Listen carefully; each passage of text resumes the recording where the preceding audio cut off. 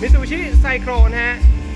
งานเข้าขั้วแบตใหม่นะครับพร้อมกับการเดินกระบอกฟิลเก็บสายเรียบร้อยนะครับลูกค้ารับสวิตชิ่งไปเล่นอีก1ตัวนะฮะงานภายในเป็นยังไงกันบ้างเดี๋ยวมารับชมกันนะครับมาทางนี้ครับ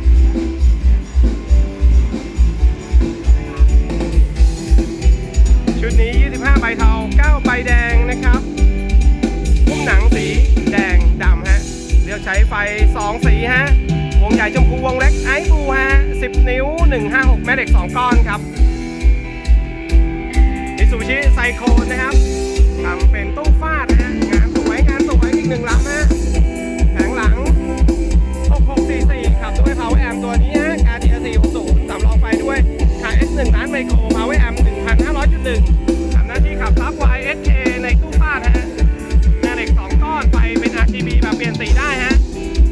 รับบลูทูธหลังปี1ตัวครับพร้อมกับ PM 7 แบนด์ปรับปรุงคุณภาพเสียงฮะแผงประตูหน้า8ดอกซ้ายและขวานะครับทำหน้าที่ขับด้วยนี่ฮะการเกียร์ตัวนี้ฮะ